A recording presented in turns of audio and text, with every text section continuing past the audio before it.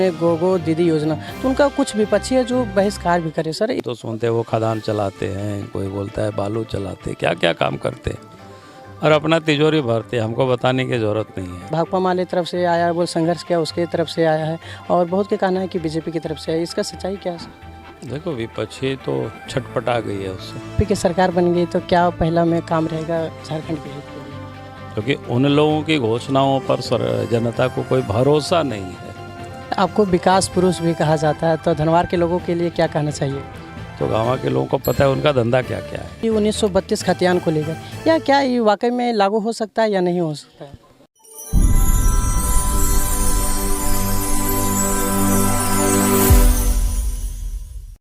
नमस्कार, मैं संजय कुमार, आप देख रहे हैं एसपीएन न्यूज़। हमारे साथ अभी झारखंड के प्रथम मुख्यमंत्री वर्तमान के विधायक जी मौजूद हैं, तो आइए इनसे जानने की कोशिश करें कि ये जब से झारखंड को संवारने विकसित करने के लिए लगे हैं, तो आखिर क्या है वो सोच है।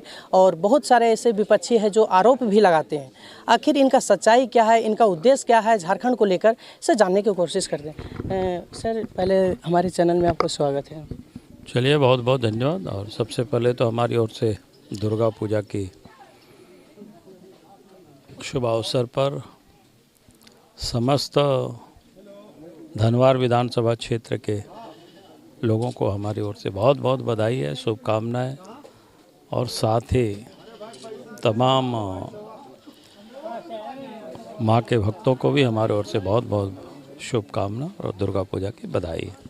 सर लगातार देख रहे हैं कि बड़े बड़े मैनिफेस्टो सभी पार्टी जारी करें, लेकिन एक आप लोग का मैनिफेस्टो आया था जिसमें गोगो दीदी योजना, तो उनका कुछ विपक्षी है जो बहिष्कार भी करे। सर इसका क्या उद्देश्य है, आप लोग क्या करना चाह रहे हैं और विपक्षी क्या बताना चाह रही है? देखो विपक्षी तो छटपटा गई है उससे। हम लोगों ने 5 तारीख को और संध्या 5 बजे 5 प्राण पार्टी की ओर से हम लोगों ने जारी किया।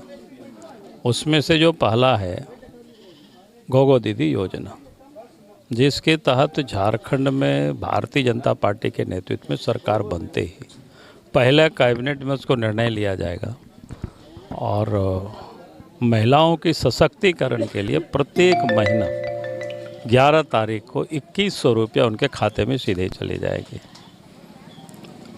उसी को लेकर के पार्टी के कार्यकर्ता हर बूथ स्तर तक जा कर के फॉर्म को भरवा रहे माँ बहनों से।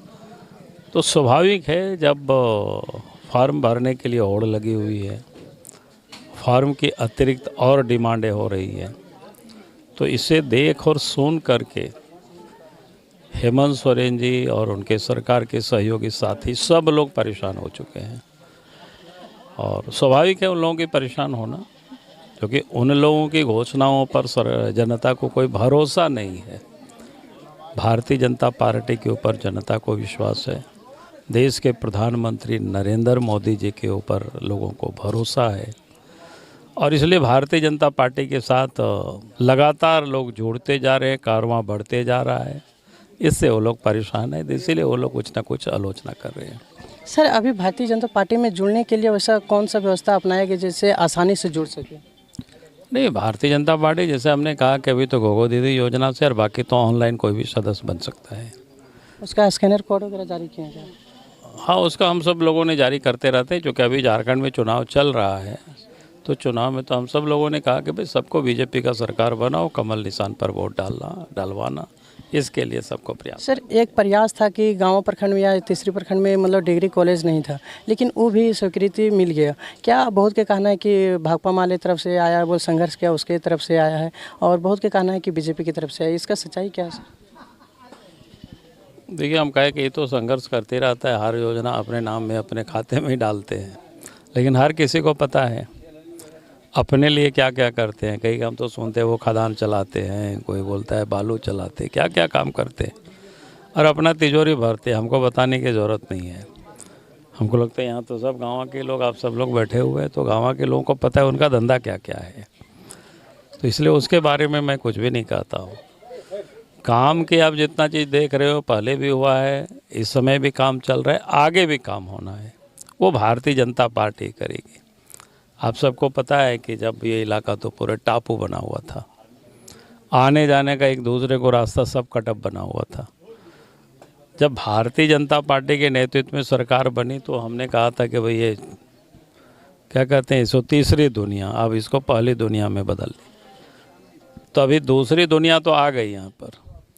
अब आवागमन की सुविधा चारों तरफ है, कोई नदी नाला कहीं भी बाधक नहीं है। अब इस बार सरकार बनेगी तो अब ये पहली दुनिया से जुड़ जाएगी। सर, अगर बीजेपी की सरकार बन गई तो क्या पहला में काम रहेगा झारखंड के हित के लिए? हमने बार बार कहा है कि झारखंड में, एक बात तो मैंने कहा कि यहाँ डेमोग्राफी बदली है। झारखंड में आबादी के अनुपात में काफ़ी गिरावट आई है, खास करके आदिवासी है, सनातनी हिंदू है। तो इस पर सबको चिंता हमें करनी है।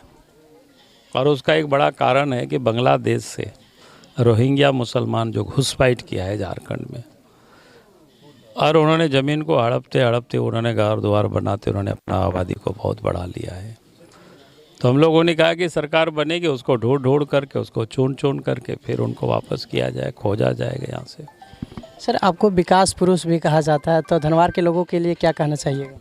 धनवार ही नहीं, मैंने पूरे झारखंड के लिए कहा है कि जो विकास के लिए जो ज़रूरतें जो होती है, सड़क है, बिजली है, पानी है, शिक्षा है, स्वास्थ्य है, ये जो प्रमुख सुविधाएं हैं, ये पूरा झारखंड में आम लोगों को उपलब्ध हो सके। सर, झारखंड में एक मुद्दा है जो कि 1932 खतियान को लेकर, या क्या ये वाकई में लागू हो सकता है या नहीं हो सकता है? देखिए, झारखंड में 1932 तो लोग हल्ला करते हैं, लेकिन मैंने कहा कि भाई झारखंड के नौजवानों को, खास करके 3rd ग्रेड 4th ग्रेड की नौकरी यहाँ के लोगों को मिलना चाहिए, यहाँ के मूलवासियों को मिलना चाहिए, तो वो मिलेगा यहाँ के लोगों को। बाकी आप इनके ऊपर एक बार कमेंट में अपना प्रक्रिया ज़रूर बताइएगा।